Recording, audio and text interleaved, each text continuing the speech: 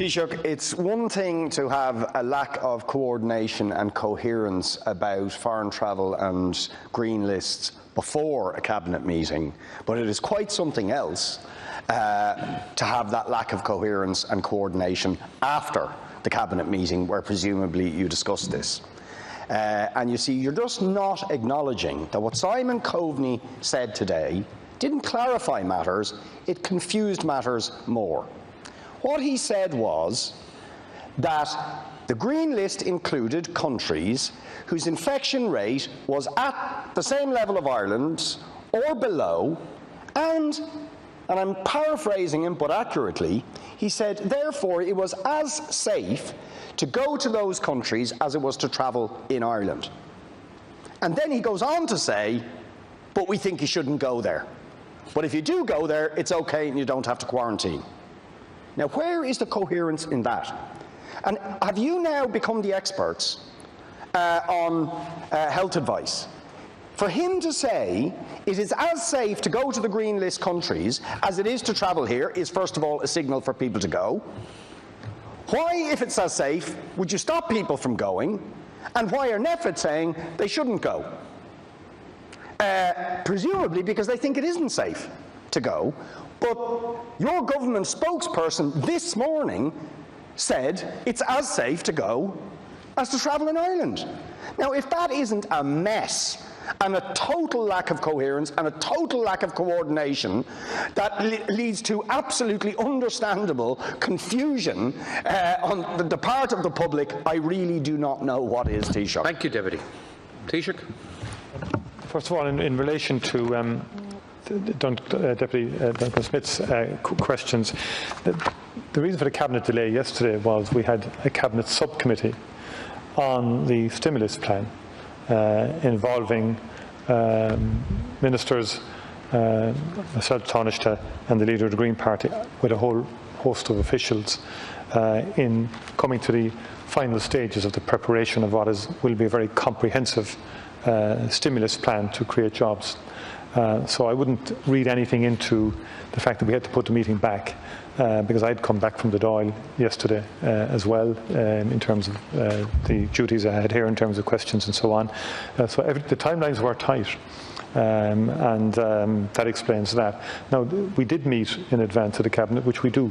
That's the whole idea of and it's a Cabinet subcommittee. So, in line with all Cabinet subcommittees, I'm not in a position to reveal what happens at the meetings, but it goes through what's about to come up. And just in terms of the memo in relation to travel, I mean, that's been in preparation for quite some time, and the whole issue of international travel has been on the agenda now for about 2 months, more since the whole reopening started. And if you recall, about 2 weeks ago, we put back the decision in relation to international travel till the 20th, that was yesterday, or the day before yesterday, but because I got detained in Brussels for 4 days, that wasn't anticipated, we had to put everything back, and hence the meeting at 8 o'clock last evening.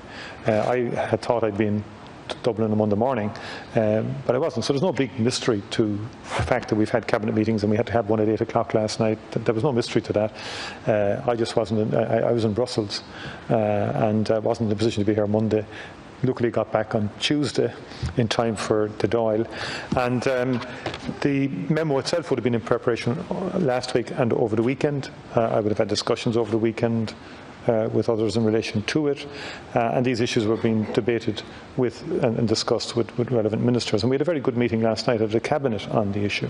Very good meeting, and it was constructive and matter of fact. And I would say that, again, I have to state, I think there's and I listened to Deputy Boyd-Barrett's comments in terms of, I think you're overstating it. I think there's a degree of hyperbole in what you're saying.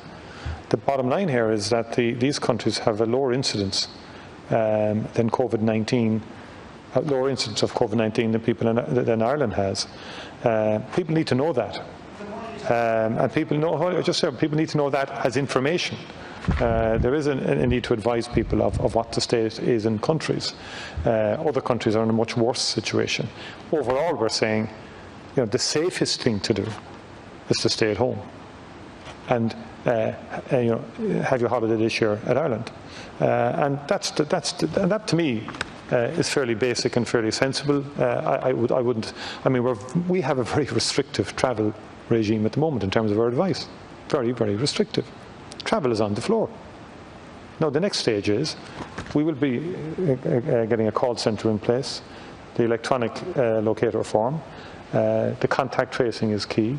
There will be randomised testing at airports, and we're exploring the issue of areas where there's a high incidence of COVID-19 to see how we can further protect our citizens from any potential dangers of people travelling from such locations in here, and how best to deal with that, both legally and sensibly in terms of life itself. Because remember, when people talk about travel from areas, and there's been some very tough stories as well in terms of families who can't get back, from countries.